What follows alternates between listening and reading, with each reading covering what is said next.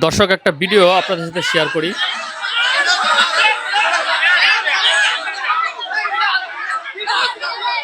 প্রথমে একটু ভিডিওটা দেখেন এই নারী মূলত এই মহিলা ওনার বাবাকে দাফন করার জন্য নিয়ে আসছে, কিন্তু উনি দাফন করতে দিচ্ছেন না, তাই ওনাকে সবাই জোর জবরদস্তি করে এই জায়গা থেকে নিয়ে যাচ্ছে।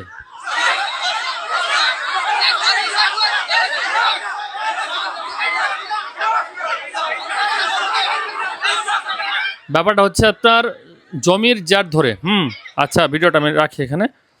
জমির জার ধরে মানে সম্পত্তির জার ধরে মানে ভাই বোনের মধ্যে সম্পত্তি ভাগাভাগির বিষয়টা নিয়ে মূলত এই সমস্যাটা হয়। এখন বিষয়টা হচ্ছে যে আমরা জীবিত থাকতে এই জিনিসটা আসলে আমরা অনেকে আছে যারা বুঝতে চায় না, যেন একটা মেয়ে যে সম্পত্তির ভাগটা পাবে সেটা অনেকে আছেন এটা মাইনে নিতে চায় না, অনেক ভাইয়েরাও মাইনে নিতে চায় না, বা অনেক বাবার আছে এটা মাইনে নিতে চায় না। তারা ভাবে যে আমার মেয়েকে তো ভালো জায়গায় বিয়ে দিছি, বা বিয়ের সময় এত লক্ষ টাকা খরচ করে বিয়ে দিছি, সে আর সম্পত্তির ভাগটা কী পাবে। বা ভাইয়েরাও ভাবে যে আমার বোনকে ছোটো থেকে লালন পালন করা হয়েছে, লেখাপড়া করা হয়েছে, এখন বিয়ের সময় এত টাকা খরচ হয়েছে, অত টাকা খরচ হয়েছে, এখন সে সম্পত্তির ভাগ কী পাবে। বা সম্পত্তির যে ভালো জায়গাটা বা ভালো যে সম্পত্তিটা মূল্যবান দামিটা সেটা ভাইয়েরা নেয় বা মন্দটা বোনেরা নেয়।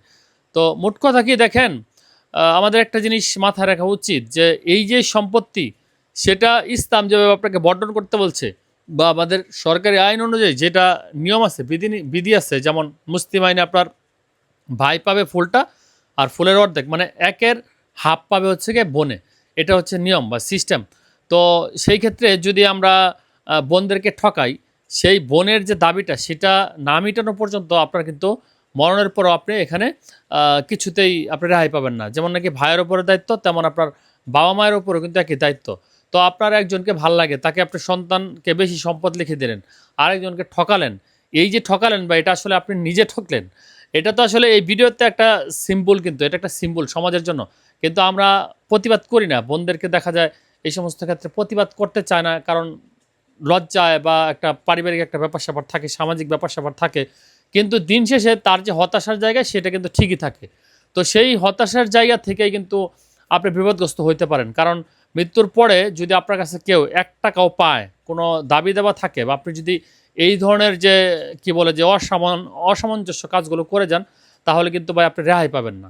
তো সেক্ষেত্রে প্রত্যেককে বলবো যে যার যেটা হক সেটা তাকে সঠিকভাবে বুঝিয়ে দেওয়া, আর পাওনা দাওনাগুলো অবশ্যই আপনার পরিশোধ করতে হবে। তা না হলে কিন্তু এটা লাশ দাফন কাফনে বাধা দেওয়া এটা বিষয় না। বিষয়টা হচ্ছে কি যে আপনি লাশ হয়তো দাফন করতে পারবেন, কিন্তু তার মনের মধ্যে সে যে লাশ হয়ে আছে, সেই যে পারিবারিকভাবে যে ছোট হয়ে আছে এতদিন, হয়তো বা বায়েদের কারণে কিছু বলতে পারে নাই, এখন নিজে সুযোগ পাইছে, সেই সুযোগে বলতেছে।